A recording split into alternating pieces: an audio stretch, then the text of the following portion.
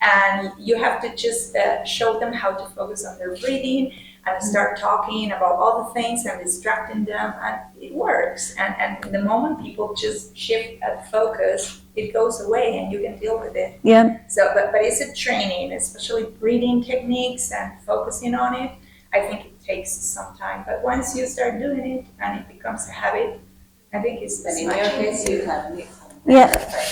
No, it's not. I have people next to me that I have to help deal with that. So, and this is really, so one, I just want to say I have so much admiration for flight attendants. For anyone else who struggles with anxiety or stress when they're flying, I've encountered so many lovely flight attendants, so thank you for your work doing that. It's super important, because I always said, wow, it would be amazing to work like that. I wouldn't be able to do it, but I appreciated that many people helped me over the years, many flight attendants, so thank you for that and understanding, and that's a part of your training. So yes, It's a lot. yes. You're staring at her to see if everything is okay. Yes. And when you deal with situations that are kind of, non-routinary, you have to be very careful in that position, because, people are just, Yeah. you're on the spot and they're trying to see whether you freak out or not. So that's like the thermometer. Well, we've got, I don't want to take too much time, time is passing by quickly because you're a great group here, but I want to get to a few more of the points, because so the being part is really important, but along with that, I'm going to address your point of distractions in just a moment, which can also help us, but healthy distractions, okay? So movement is another way that we can really help, and just getting up and going for a walk. When we're moving, our brain communication with our body changes, and so we're thinking more about where our feet are going to go, or if for instance, you're jumping rope, simply walking, going up the stairs, your brain isn't thinking about the plane's going to crash or something's going to happen. Your brain is focused on, I need to walk, I need to be careful where I'm stepping, and that generally isn't provoking anxiety. It's something. It's distracting the brain. At the same time, when we move, we actually induce hormones into our body that make us feel good. So we don't have to take something from the outside. We actually are generating good feelings from the inside. So just really quickly, let's do a little movement exercise. Just have your hands free is all you need. You can sit up in your chair. And I know we're close to each other. I just want everyone, this is something simply you can do. Again, it's a light movement you can do to release stress if you're sitting at your desk or you start feeling that you're having some anxiety or other kind of stress. So we're just going to inhale and bring our arms up. If you're a little close to everybody, maybe take a scoot back. And we're going to do it 3 times. So I'll just show you once and then we'll do it together, okay? So we're going to inhale. And we're going to bring the arms up. And we're going to exhale and just bring your hands down in front of you, like you're surrounding yourself in calm, let's say just a bright, calm light. And then again, let's do it together. Inhale. And then exhale. You can have your eyes open or closed. Let's do it 2 more times. Inhale, stretch your arms up, and then exhale, bring your hands down. You might even just kind of feel the energy that your hands are bringing down over your body. And one last time, inhale, and exhale.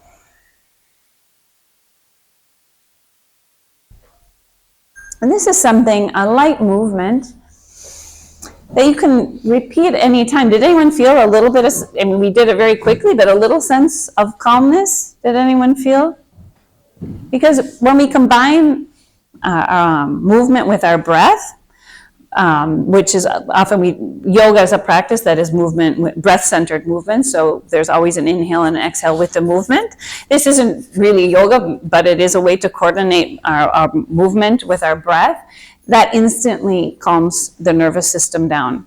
And so maybe you've experienced it just now or not, but if you do that 5-10 times, guaranteed you will feel a change in your sense of well-being and your mental state. So that's one way of movement. There are many ways to move. I mean, I love to jump rope. If anybody likes to jump rope, talk to me, because I started a small company actually here in Buenos Aires. I make and sell jump ropes, and I coach people in jumping rope for fitness and for mostly for fun, but it can make you fit as well. But and those who don't like to jump, there are other exercises you can do with the rope. But there are many forms of movement. The point is finding something. It can be fast or slow. It can be just what we did. You don't have to be an athlete to appreciate movement. You can do something. Just walking is movement. Is enough. The next thing I want to touch on is eating. And I'll put it maybe also in consuming, because eating, we're putting things into our body, food and nutrition into our body. And this is probably my favorite topic to talk about, because for many years I worked in the food system, sustainable food system, as well as health and nutrition. And food for me is foundational in our health and well-being. So not just our physical health, but our mental health. 70% of our immune system lives in our gut. 70%. So what we put in our body and what is digested greatly affects our immune system, and also affects our thoughts. And so we know that many studies have been done on children, for instance, who are consuming a lot of sugar and their ability to focus. And there are many diagnoses these days of ADHD, which is the attention deficit disorder, among children and adults. A lot of that can be attributed to, or in part at least, to diet and nutrition. Another part is what we consume, as I was talking about, the other form of consuming, what we are eating, not food-wise, but what we're feeding ourselves with media, images, news. That's another form of consumption. So I put eat, but I really should put consume, is what we're consuming, and to put attention to what we're consuming. For many years, I didn't subscribe to a news service, because I realized that reading the news, again, didn't make me feel good. I wanted to be aware of events, but if it was causing worry, it wasn't really worth it, because me worrying about what was happening in the news wasn't going to change what was happening in the news. It was just going to make me worry. And if I unplugged from it, did it change anything? No. And I could check in every now and again to see if the war was still happening. Yeah, the war's still happening. Okay. And then I could keep going with my day. And that's not to ignore the world's problems, but we have to understand that what we consume, how it's affecting our mental health and well-being, and then our day, that doesn't help anybody else. It's not only media. People, I think, really in this moment, this country, complain is a very important thing. Complaining. Because, Yes. listening to people complain. Yes, so this is another... You are consuming that. Yes, and this is super important. So she said that hearing other people complain is also something that we take in and that we need to filter out. It's true. And so this filter that we have, we can choose to listen to it, or we can let it kind of pass through us, or we can join it. And we often say misery loves company, right? Pardon? Stopping it is the best way. See, Because if you join to the other person with a complaint, it's bad for you, for the other person. yes. And so this is another form of awareness to have. This is excellent awareness in what we say to others and what we receive from others. And I talk about that in the relate. No, it's perfect, because we can talk about it. So, because they go hand in hand. So I'm talking about what we're consuming food-wise, and images, and also energy from other people, and what other people say affects our health and well-being. So paying attention to our food and what we put in and how it affects us. So it's not just prescribe something. It's for us to notice, how do we feel when we ingest or consume certain foods, or caffeine or alcohol or other things. How does it make us feel? Does it make us feel good? Does it make us feel good for a while and then bad? Maybe it makes us feel good for the rest of the day. Depends what we put in our body and how we react to it, but it's just something to pay attention to and notice in ourselves. And we can change that. So if you're not feeling good, we can replace the things that we don't make us feel good with other foods or other drinks or other media to consume that make us feel better instead of stressed out. But food is a favorite, and is a favorite topic. We might do a cooking class here at some point, Ericana.